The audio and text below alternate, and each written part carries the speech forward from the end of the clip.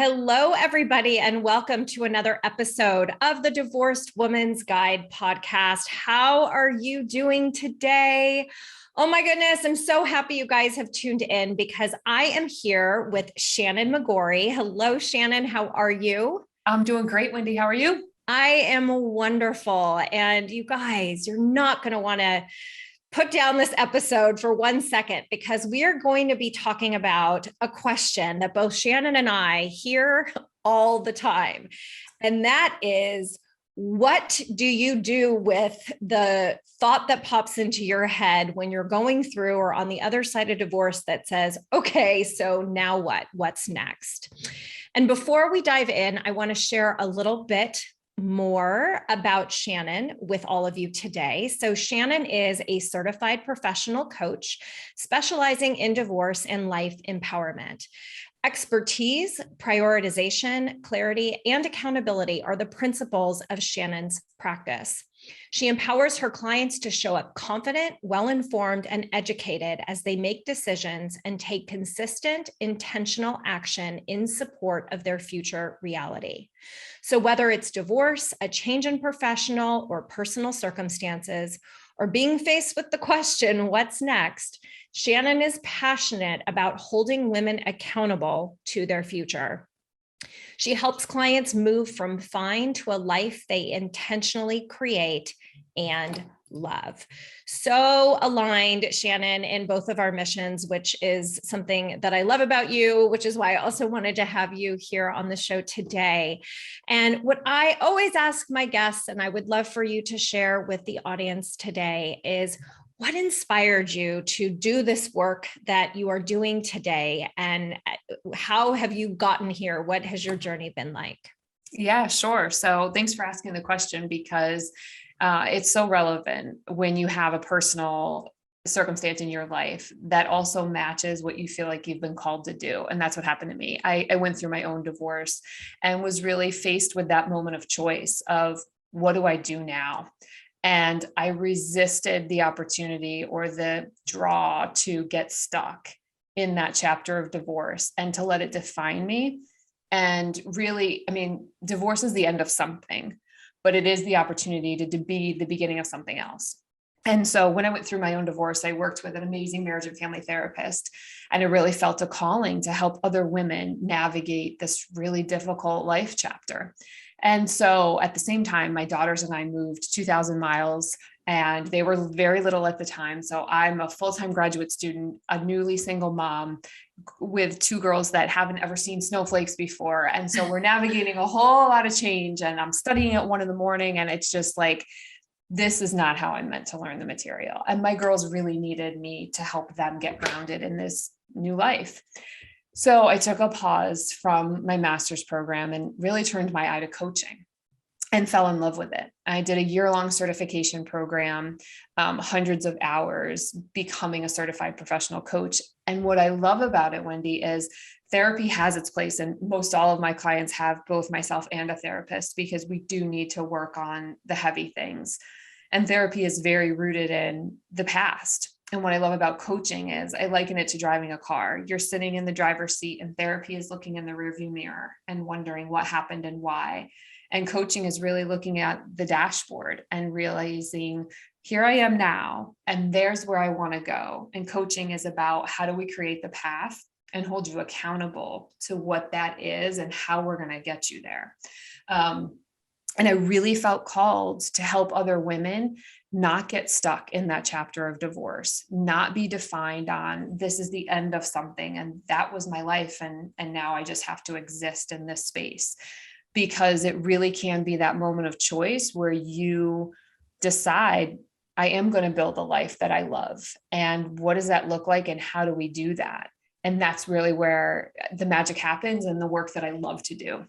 Yeah. And, I just want to kind of pull out a couple of things that you just said to highlight for everybody listening is that you guys, I don't know if you heard, but not only did Shannon go through a divorce, she moved and she totally switched gears with the road that she was headed down. 2 other life transitions on top of her divorce transition. And so I can only imagine how difficult that was, and juggling two kids at the same time. And yet here you are on the other side, thriving, loving your life, being a role model to your girls.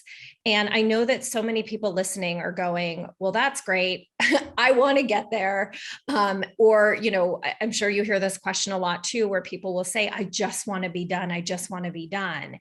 And the reason I wanted to talk to you about this topic today, about kind of like what's next, is this isn't a question that you wait until your paperwork is signed to do. This is a choice that you make as soon as you decide and move forward with your divorce. So I'd love for you to talk a little bit about that, because I think it's a really important distinction that people hear and understand, that you've got the story in your mind of, well, I have to wait till I know what I'm getting and what I'm going to do. And and you just like, you're like, I am in the middle of this. I don't know what's going on. And I still get to have my life and figure out what that gets to look like. So talk a little bit about that, if you would. Yeah, 100%. Such an amazing point to really highlight, Wendy, because it is so true. And there's a ton of analogies, and I'm huge on metaphors and analogies. So forgive it if you're a hater of those. I apologize. I am too. I love it. But done is better than perfect. And we can't wait for the perfect timing to take action. Action cures all fear. And so when we wait for the settlement to come through, or the paperwork to be signed, or the court to finalize the court date, we're just prolonging the life that we love. And there's no magic formula. And that's why I use the word navigate so much. How are we going to navigate this chapter? Because it's really about taking the next step, and then the next right step after that. And sometimes that path shows itself and unfolds as we're taking the action. We can sit and calculate and plan. And believe me, I am the type A person who loves to make all the lists and have everything lined up and overthink every decision. And in doing so, the life still keeps going by, and nobody's waiting. So we really have to live in that moment in the middle of the chaos. And it is a challenge to orient our brain around that, especially when we're maybe surprised by the divorce, or we never thought we would be here, which I think is most of us. I don't think any of us walk down the aisle thinking, okay, well, in 5 years, I'm out. So it is unexpected for all of us at some point.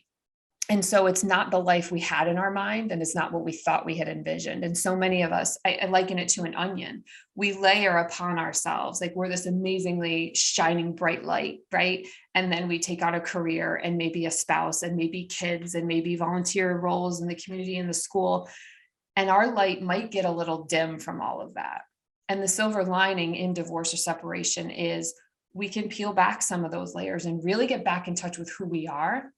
But it's about how we walk the whole process. To your point, if we wait until the paperwork's signed, we're no different that day than we were 6 weeks, 6 months, 6 days ahead of that. It's who we choose to be and how we show up that really gets us in that practice and strengthens that muscle of prioritizing ourselves.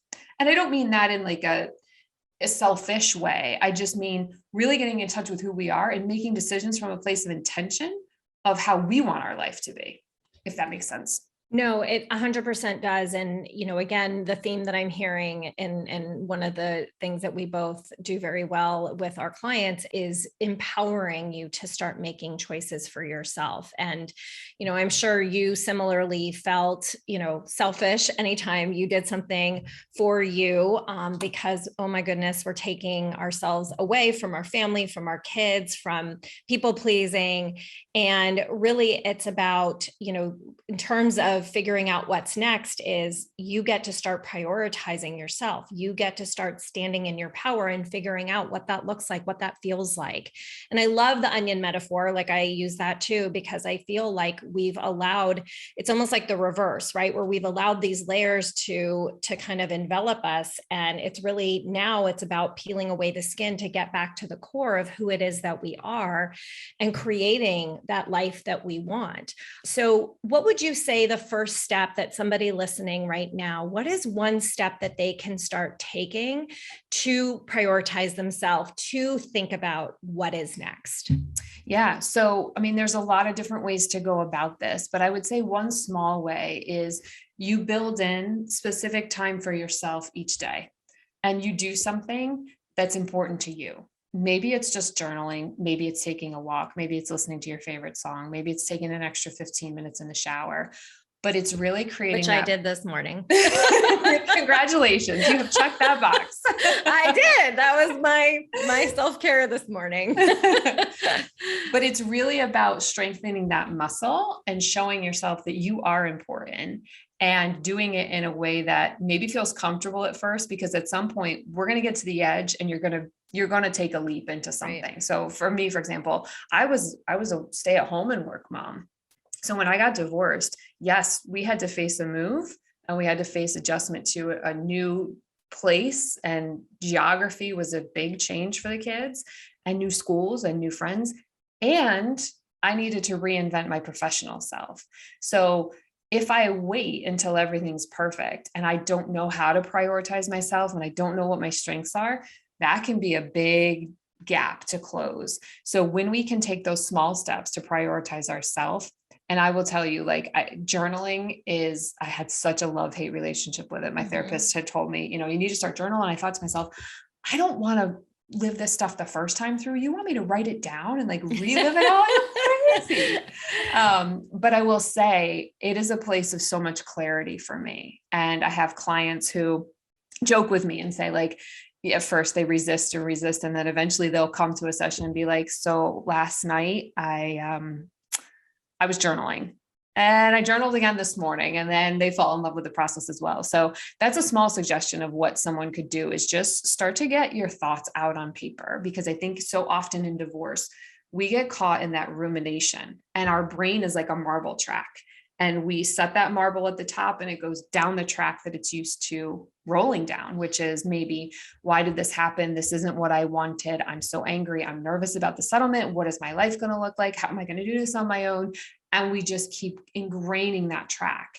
Whereas if we can, and our brains are neuroplastic enough to do this, root a new track in our mind to say, let me get curious. What is it that I would want to do? What are my gifts and talents? What kind of house would I want to live in? How do I want to spend my time? And we give ourselves that freedom to think about that. And we don't think about the constraints, because we don't have to know how it's possible. We just need to think about what is possible first and give ourselves that permission. Yeah. And I think you hit the nail on the head. It's really about giving yourself permission. Giving yourself permission to dream, giving yourself permission to take 5 minutes out of your day, giving yourself permission to really think about yourself. You clearly made a career change. I made a career change. And it wasn't one of those things where I was like, well, I'm going to give this a go and see how it happens. It's like, no, it was thought through. There were conversations that I had with, as everyone listening, hopefully you've heard my story, but I found life coaching from a Facebook post from a friend in my feed. And that turned into a 3-hour phone conversation, which then turned into me going on to the coaching program certification site, which then led me into hiring a coach from that same certification program. And like, it's about putting one foot in front of the other. People focus so much on, well, I'm at A and I want to get to Z, but Z is never going to happen, or Z seems really far away. And what I love that you just described is that it's really about breaking it down. How do you go from A to B? Then how do you go from B to C? Then how do you go from C to D? And sometimes those steps are just taking a nap. Sometimes those steps are pulling out a piece of paper and writing. And I agree with you. I have a full-blown love-hate relationship with journaling.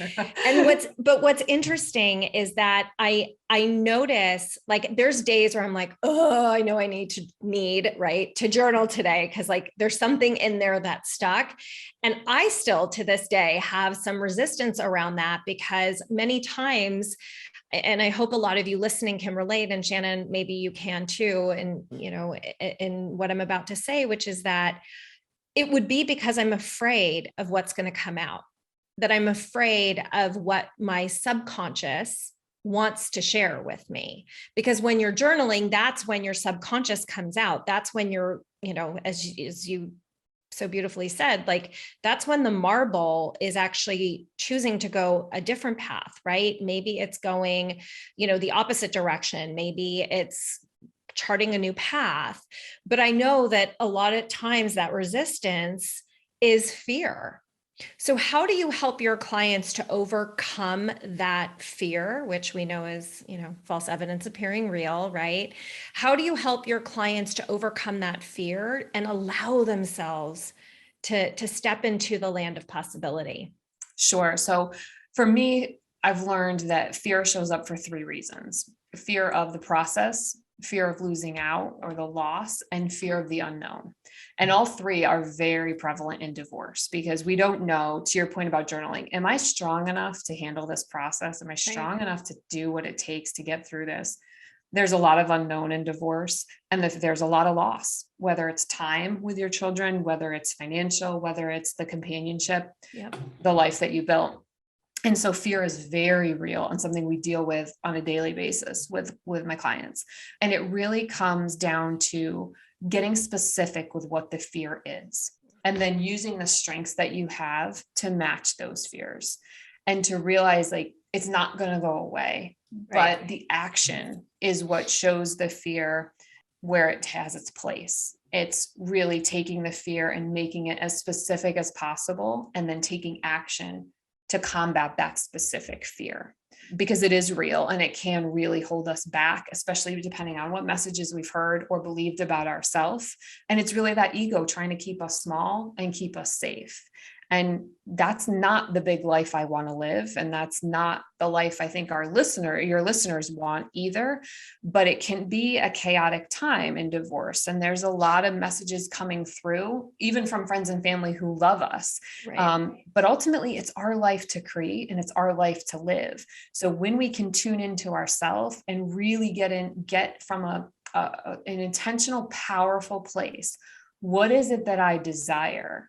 That's where our strength comes through and really is what we can activate. And I love to do that work, to see that transformation in people where they didn't think that was possible. And then they're coming through on the other side, like, wow, and I'll reflect back to her, this is where you were 6 months ago, a year ago. I have the notes. I'll read what you said to me. And it's like, isn't that crazy? It's so powerful. They don't even recognize themselves.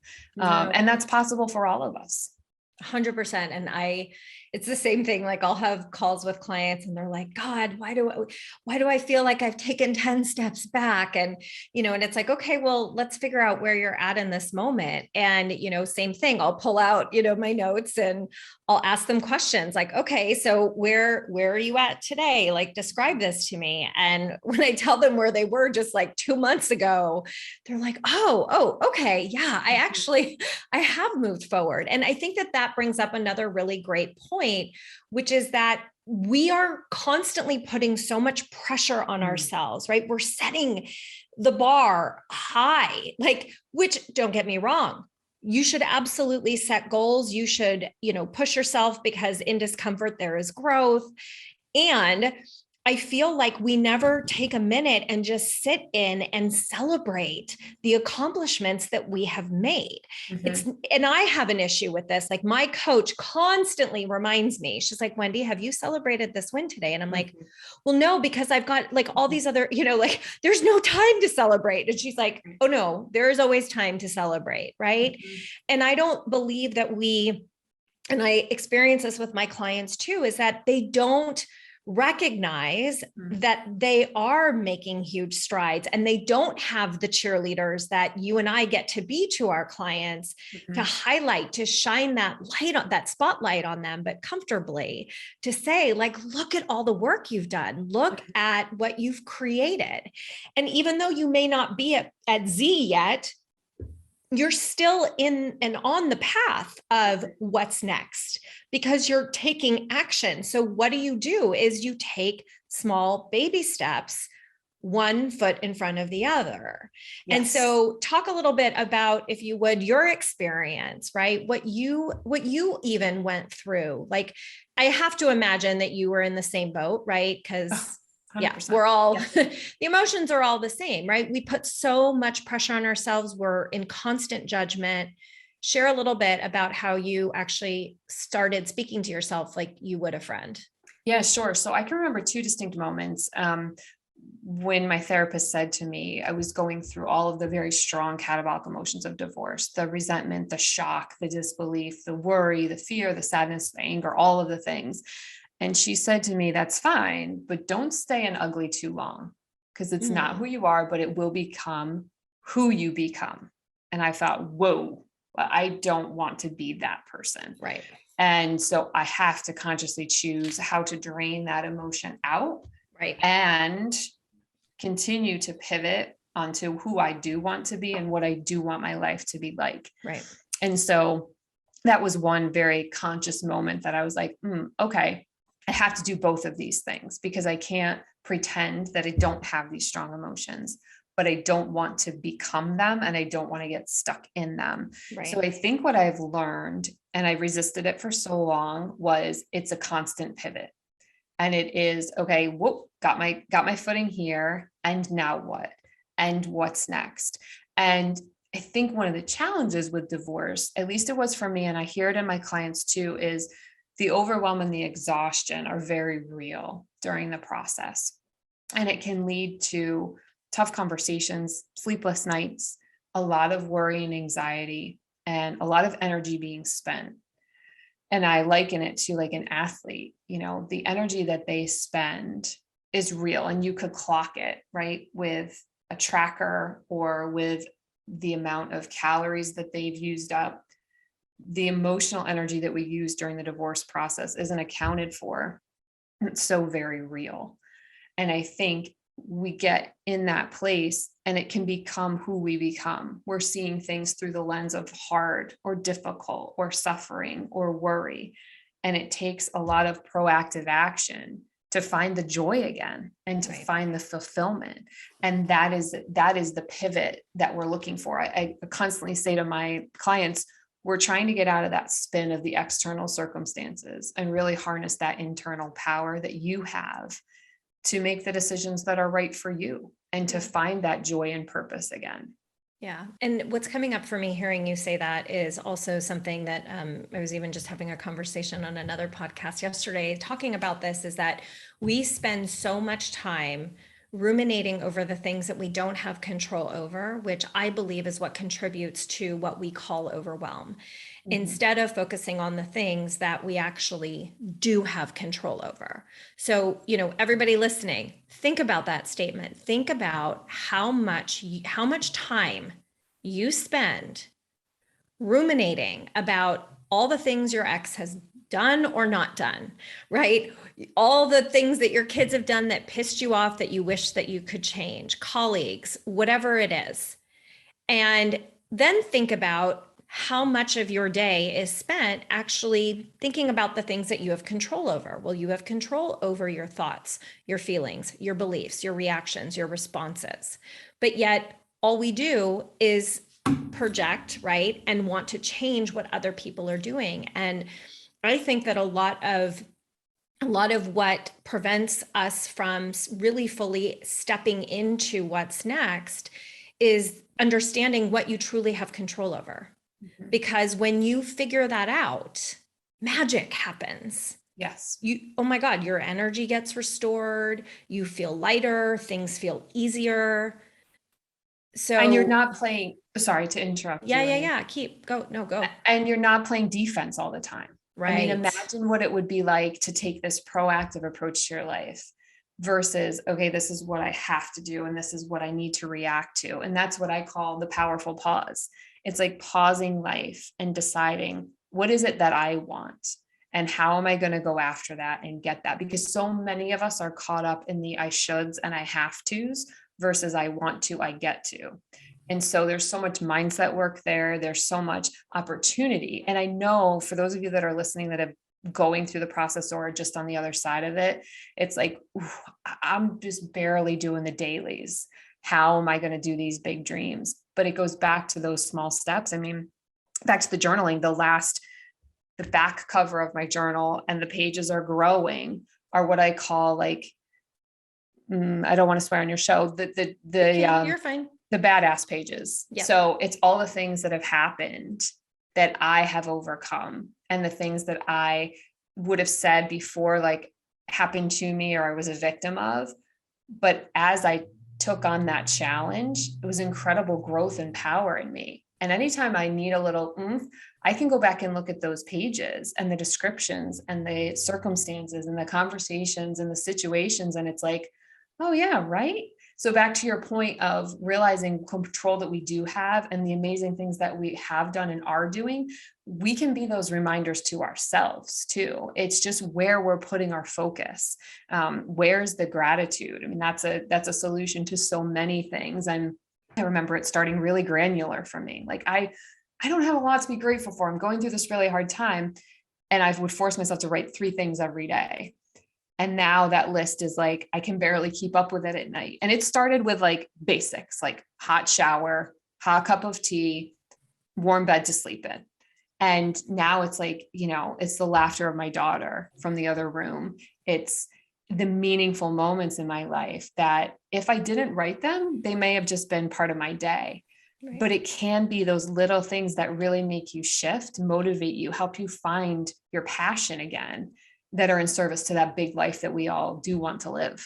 So powerful and so true, because life is short. We got one life to live in this world that we have. And Shannon, I just want to say thank you so much for showing up and for doing this work and for sharing your expertise.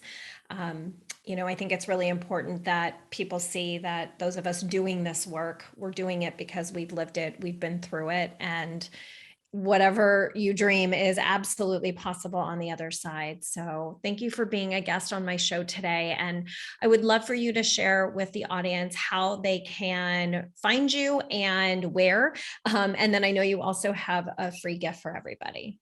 Yeah, absolutely. Thank you so much for having me. And to echo back, thank you for the work that you're doing and for having me here on the show and for the light that you provide out to the world and the example of strength that you are as well. Oh, thank you. Thank you. Yes. Thank you. As far as where people can find me, my website is probably the best spot. And that is Love, Strength, and Grace, all spelled out, lovestrengthandgrace.com. They can read more about my story there and the work that I do with clients. And then, yes, I do have a free gift. It's a downloadable PDF that's called The Powerful Pause. It's a way to get in touch with yourself, mind, body, and soul. There's a couple tips on there. There's some journal prompts that people can tie into that really just strengthens that muscle of getting in touch with themselves and creating that space for them.